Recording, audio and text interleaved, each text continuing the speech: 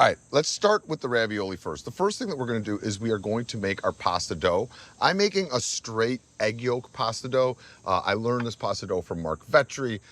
It's very easy to make. It's straight egg yolks, which makes it richer and I feel creates a more tender dough, which is perfect for filled pastas. So I have 10 egg yolks in here already that I've separated. To that, I'm gonna add 2 cups of flour.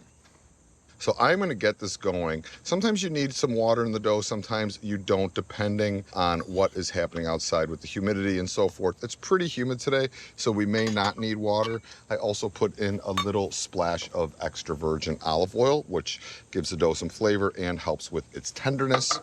I'm starting this off with the paddle attachment, and then I will move into the hook. To do it by hand is about a 10 or 15 minute kneading process because you really need to work the dough very hard to develop the gluten. All right, so Liv, if you come over here and you look, you could see that it's not coming together. So this is when it does need a little bit of water. So I'm gonna start with a tablespoon and then we will go from there. And it'll start to come together, it'll form a ball. The ball will get smoother and smoother, start riding up the hook, and then that's when you're in a good spot. All right, so the dough is looking good.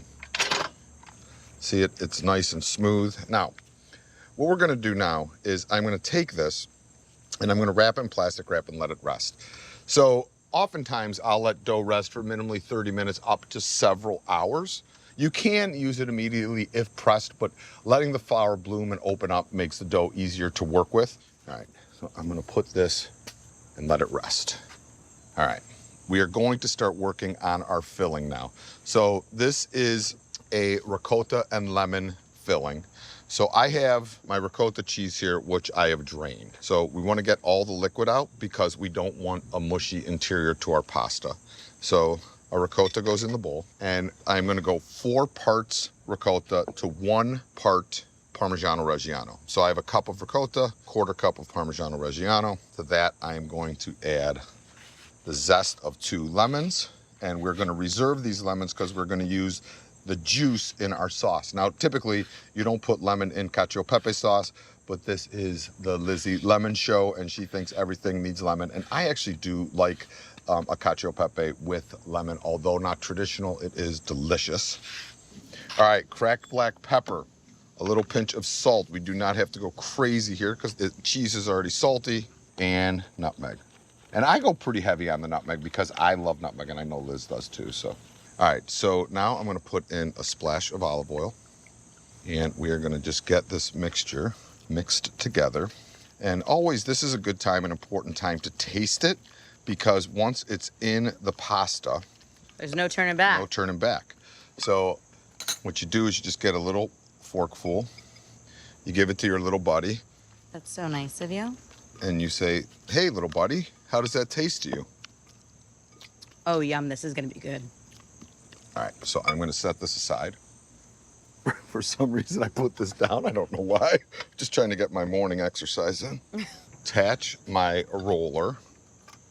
Okay, so now I'm gonna start rolling out my dough. So I have my dough down here. I'm going to add a little bit more flour to my board, and it is humid, so I don't want things to stick. So I flatten it out with my hand first. Get it to a place where I could start working it through the mixer, and you can see the dough is so beautiful. Cut this in half. So I have this set at its widest setting right now, which is 1. And I'm gonna go on about a medium speed. And we're just gonna start rolling this through. And what I typically do is I roll everything through each thickness twice. But what I do is I do that, then I fold it again, go again. And then we're just gonna go down 1 more. So I'm gonna cut this in half again now, just so it's easier for me to work with. And I go through. And you're starting to be able to see my hand through there, which is a good sign. So I have this set to 5, which I feel is a pretty good number for ravs. But obviously the thinner you go, the more delicate it is, the more beautiful it is, but there's a challenge in it too. So, you know, I would say as you start working with pasta, start playing around with how thin you can take it and still have it hold up through the process. Okay, so now I think I'm kind of in the mood just for a classic kind of ravioli. All right, so I have biggest, medium, smallest. So I mark with the biggest first. But you're not going all the way through. No, just marking. And then inside that circle, I mark with the smallest. And then I put my filling in small mark. And then I have my water and this little pastry brush, and I'm gonna brush the outside circle, Liv, you see it? Mm-hmm. With some of that water, which is gonna seal it. That's smart. Oh yeah, I'm smart.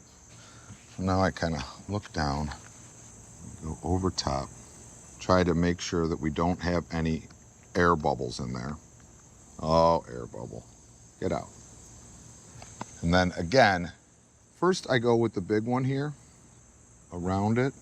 And now you're going all the way through? All the way through. And this dough you could rework and re-roll too, so. So pretty.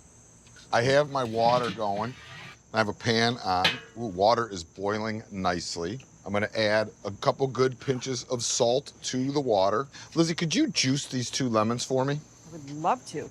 And the first thing I'm gonna do is I'm gonna drop the pasta in our boiling water. So we are just gonna put these all in. Now this is just boiling water and salt, that's it.